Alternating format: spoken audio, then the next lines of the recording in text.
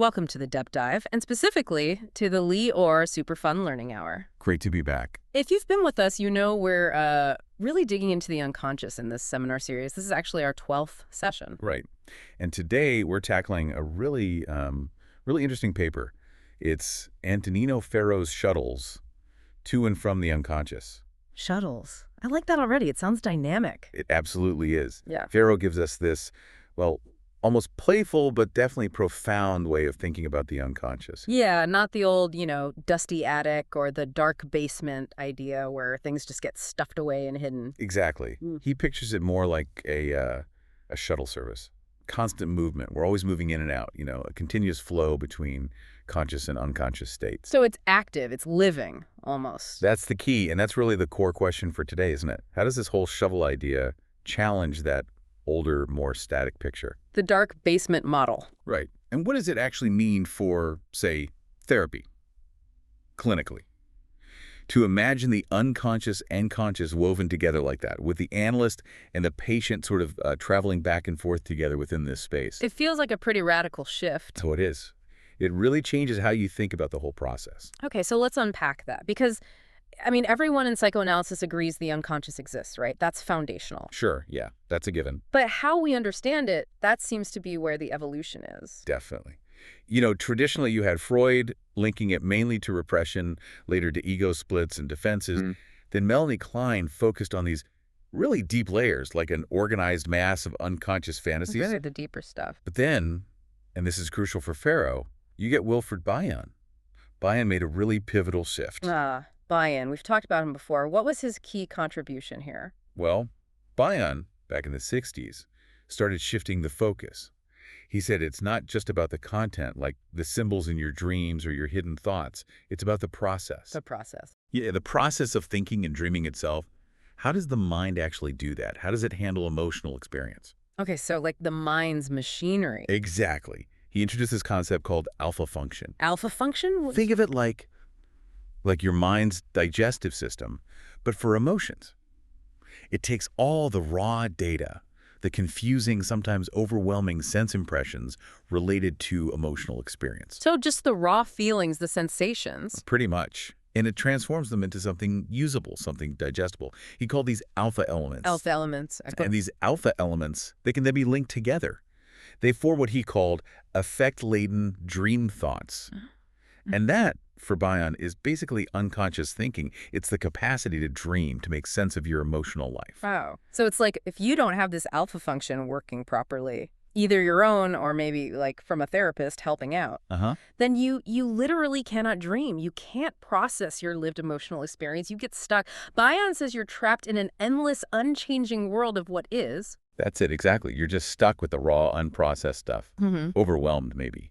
Unable to integrate it. Which leads, I guess, to what Ferro calls undreamable experience. Precisely. And this isn't just about, major capital T trauma like losing a parent early or combat. It can also be intrapsychic trauma. Meaning being overwhelmed by your own internal world, your fantasies, your anxieties, maybe from really early experiences, like if a mother couldn't quite contain an infant's distress, or maybe just, some people have a harder time processing things from the get-go, a kind of psychic fragility. And when you have this undreamable experience, these undreamt dreams, they have to go somewhere, right? They manifest. They do. The paper mentions things like psychosomatic illnesses where the body speaks what the mind can't process, or split-off psychotic states where feeling really numb and disaffected. Like emotional shutdown? Yeah, or sometimes rigid autistic-like pockets, severe perversions, addictions. It's like the mind finds these other pathways because the dreaming pathway is blocked. Okay, so Ferro picks up on this Bionian idea. Absolutely. He agrees with Bion and others like Ogden that psychoanalysis itself is like an experiment. An experiment? How so? It's designed to create the specific conditions, the right environment, where the patient, with the analyst participating, can finally start to dream formerly undreamable emotional experience. To dream the undreamt dreams. Exactly. To finally process what couldn't be processed before. Okay, so that sets the stage. Now, Ferro's own core idea about the unconscious, how does he define it, building on this? This is where it gets really dynamic. He talks about an infinite unconscious in the throes of continuous expansion. Infinite. And always expanding. That's very different from a basement. Totally. He says it more closely resembles the ever-changing lines of force in a magnetic field. He explicitly rejects the basement metaphor. It's alive, it's moving, it's always being shaped. And he has these levels, right? But they're not like fixed floors in a building. No, he sees them as simultaneous and reversible. You can move between them. It starts with the very raw, pre-processed stuff, the pre-beta level. Then what he calls beta level, these maelstroms of sensoriality. Maelstroms of sensoriality, like just pure, overwhelming sensation, terror, joy, confusion, all jumbled up. Yeah, kind of like that before it's sorted out. Then you get a level where the unconscious starts forming through interaction with someone else, the alpha level. Then come alpha level pictograms, sort of basic mental images. Like icons in your mind. Sort of. And these can link up into sequences, which he calls waking dream thought or dream mess. Those little flashes of insight or connection you might get during the day. Okay. Like a mini dream while awake. And finally, the most complex level. Me too. The full-blown poetic capacity, where the alpha function really works over all the accumulated alpha elements. So for analysis, this means the job isn't just excavation. It's not just digging things up. Right. It's about transformation. Helping the mind turn that raw beta stuff into thinkable alpha stuff. It involves undoing and renarration of some levels and mentalization or alphabetization of the really raw levels, basically helping the mind learn how to process. Building the processor, not just finding the old file. You got it. And this is where the shuttles come in. Finally, the shuttles. This is Pharaoh's central idea. The shuttles are the instruments, the tools that allow the two-way traffic to and from the unconscious. And, crucially, they allow for the continuous construction of the unconscious. So the shuttles are what make the movement and the building happen. Yes. He calls them the dreaming ensemble, collectively. All these different ways the mind processes and moves between states. And the goal, what's Pharaoh aiming for? The enrichment and expansion of the unconscious. And also, importantly, enriching the instruments for producing it. So, strengthening that capacity for dreaming while awake and for dreaming at night, the stuff that was previously undreamable. Making the inner world bigger, richer, and more capable. Okay. And this all happens, you mentioned, in the analytic field. What's that? Right, the analytic field. It's a concept from thinkers like Corral. It's basically the shared space that emerges between the analyst and the patient in this session. Like an emotional atmosphere. Or an ecosystem. Yeah, ecosystem's a good way to put it. It's dynamic, it's alive. Both minds are in it, interacting, influencing each other constantly. It has, as Corral put it, infinite degrees of freedom. So a session isn't just talking at each other. Pharaoh calls it a dream of minds. Yes. Where different stories, different feelings, different parts of both people kind of arrive, get mixed up, overlap, like a shared dream, almost. That sounds intense. It can be. The idea is that this shared experience lets emotional states, effects, thoughts, and characters circulate together with the analyst. The analyst isn't just an observer, they're in the field, part of the process. So they're traveling back and forth, too. Absolutely. It's reciprocal. The patient dreams, the analyst's intervention takes it in, processes it, and the analyst dreams, the patient's response, uses it to understand what's happening in the field. And the more dreamed the interaction is, the better. The more it helps the patient's own alpha function, the more it helps them build their own capacity to process. So the main goal isn't just fixing repression or splits anymore. Primarily, no. It's really about the development of the capacity to dream, building that internal muscle for processing emotions. Okay, let's make this concrete. Examples. We need examples of these shuttles in action. Right. So first, there's the most basic level. Formation of waking dream thought, or what Pharaoh calls basic reverie. Reverie. Like daydreaming. Sort of, but deeper. Yeah. It's this constant, often subliminal background activity. The analytic field is always receiving stimuli, words, tone, body language, and metabolizing them, transforming them into meaning. It's happening all the time. And patients pick up on this, whether the analyst is doing it. Oh, yeah. Pharaoh says patients can sense if the analyst's mind is concave receptive, open, taking things in, or convex rejecting, closed off, pushing things away. That feeling of being received is often more important than the actual words spoken initially. That reminds me of the Liliana example. Exactly. Liliana, who was quite stuck. She tells this story about a place where you couldn't flush toilet paper, had to leave it in baskets. Okay. Weird detail. But the analyst hears it differently. Through this basic reverie, they understand it as Liliana describing her feeling of being blocked, like there's no mental drainage possible.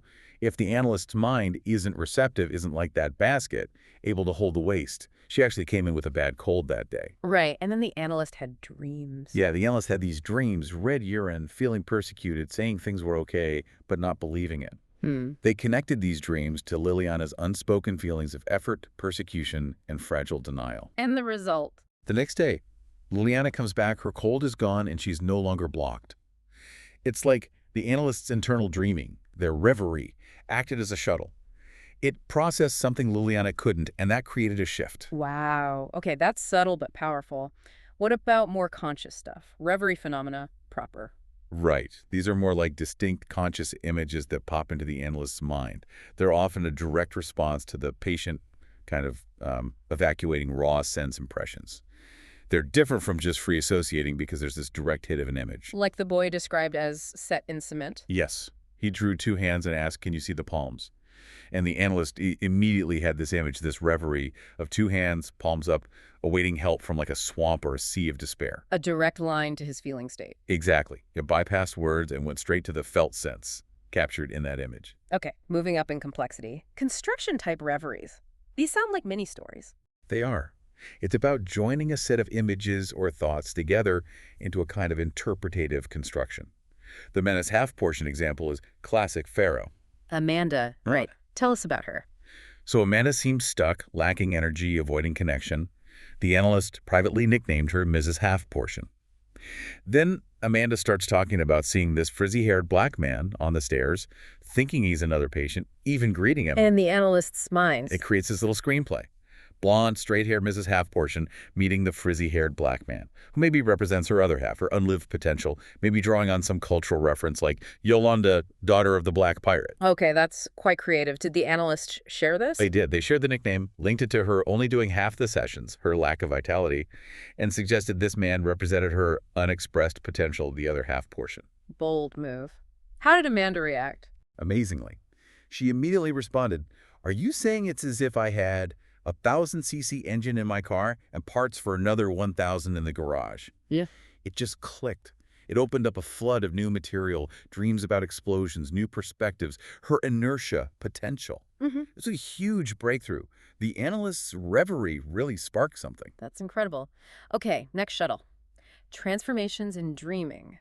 The magic filter. Yeah, this is about the analyst learning to listen differently, to always implicitly ask, if this communication were a dream, what would it mean? So not taking things at face value. Exactly. It's narrative deconstruction, deconcretization, and redreaming, giving the patient's words a deeper, symbolic, psychoanalytic reality. Like the Romilda example, the woman who smashed a statue over her husband. Right. She said she wanted to go back to her father's hacienda in Argentina. A colleague thought, well, therapy's pointless then, she's leaving. But the analyst applied the magic filter. Yes. They redreamed it. Going back to her father's hacienda wasn't about literal travel. It was seen as a metaphor, a request to work within the analytic hacienda to reconnect with her damaged inner world, perhaps related to her father. Seeing the psychological plea behind the literal statement. That's the essence of it. This way of listening is a transformation in dreaming. Farrell thinks it's absolutely specific to analysis. Then there's talking as dreaming. This sounds like Ogden's idea. It draws heavily on Ogden, yeah. It's described as an improvisation in the form of a loosely structured conversation. It comes from experience, from being able to tolerate uncertainty, what Keats called negative capability. So it's not just chatting. Definitely not.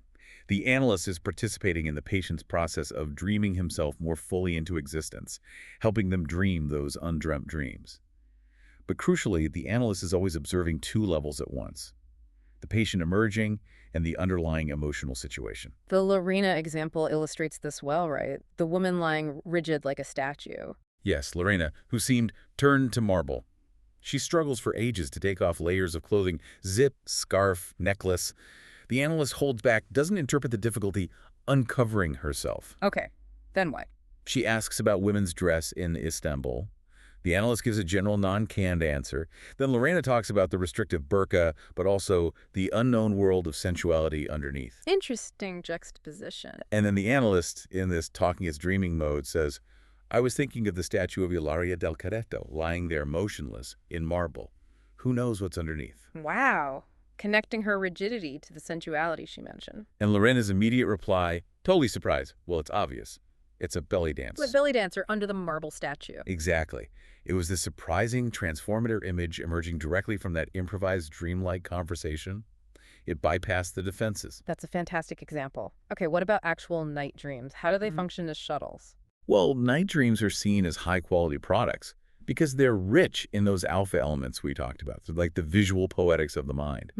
The idea is to intuit their meaning rather than just deciphering them like a code. And the act of telling the dream is important. Very. It brings the inner worlds of patient and analyst into contact.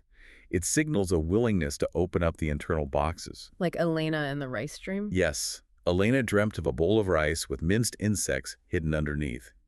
This got linked to her uncontrollable laughter in sessions, which she then connected to her grandmother's traumatic death throes from coughing. So the laughter, like the rice, was covering up something disturbing and unprocessed the insects, the trauma. Precisely. Unmetabolized fragments hidden beneath. Then, 2 years later, she has a much more complex dream thirst, jealousy, rage, a swamp, a lion. And she adds, almost as an aside, I don't know why I thought cats were disorientated when their whiskers were removed. Of whiskers, like the analyst's guidance. That's the interpretation. Analysis had allowed a precipitate of meaning to form. Those raw fragments were now becoming recognizable emotions. Thirst, jealousy, rage, disorientation. The agony of loss could now be approached. And she could handle it better. Yes, she showed a new capacity to alternate between contact with loss-related emotions and defenses against them. She could touch the pain, then pull back, process it bit by bit. A huge development. Okay, one more main shuttle or pre-shuttle, development of the container. Right. This is about the analyst's capacity for being in unison with the patient. It's what generates the emotional bond, the safety net, that allows difficult stuff to be processed. And this unison isn't always the same. No. Farrow describes a spectrum. Linear unison is where the analyst has to be on the exact same wavelength. Any deviation feels like a betrayal. Very fragile. Like if the patient mentions the stock market, you have to talk about the stock market. Kind of. Then there's narrow bandwidth unison, where a little bit of otherness is tolerated in interpretations. Transference interpretations start becoming possible. And finally, wide bandwidth unison. Here, the analyst has much more freedom. They can offer various interpretations, content, transference, without disrupting the connection.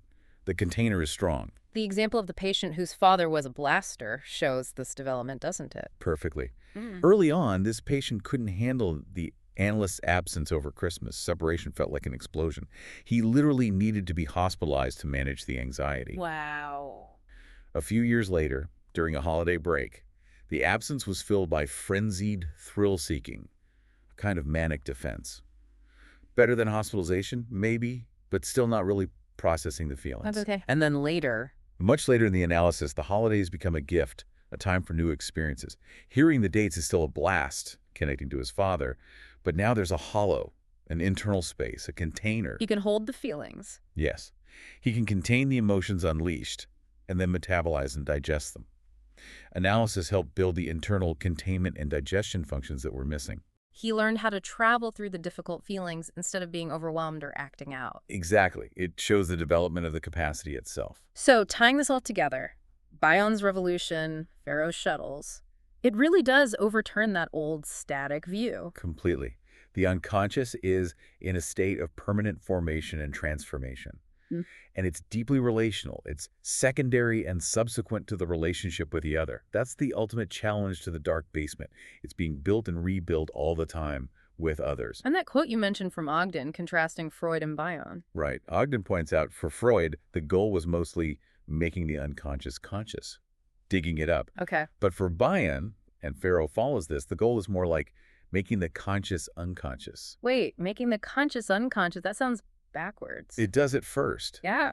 But it means taking our raw, lived conscious experience, the stuff that might just wash over us or overwhelm us, and making it available for the unconscious work of dreaming. Processing it, digesting it, integrating it into the self at that deeper level. Ah. So the shuttle service takes conscious experience into the unconscious processing plant. That's the essence of it. That's the shuttle service in action. It allows the self to grow by deeply processing life. So the analyst isn't doing the thinking for the patient. No, not at all. Their receptive work, their reverie, their participation in the field, it creates conditions where the patient can develop their own innate, perhaps rudimentary capacity for thinking, for dreaming, for alpha function. Building their own internal dreaming machine. That's a great way to put it. So, wrapping up our deep dive into Pharaoh's shuttles, it really paints a picture of the unconscious not as a place, but as a process, a dynamic landscape, always moving, always being formed. Exactly. And the clinical focus shifts profoundly. It's less about just finding lost things and more about actively fostering this capacity for dreaming, for processing emotional life through that constant shared traveling within the analytic field. It really leaves you thinking, doesn't it? If our unconscious is always being formed, always shaped by our interactions and by this internal dreaming ensemble. What does that mean for us outside of therapy? What possibilities open up if we consciously try to cultivate our own capacity for dreaming while awake, for processing our experiences more deeply as we live them? That's the provocative question, isn't it? How can we become better internal dreamers in our everyday lives? Something to ponder.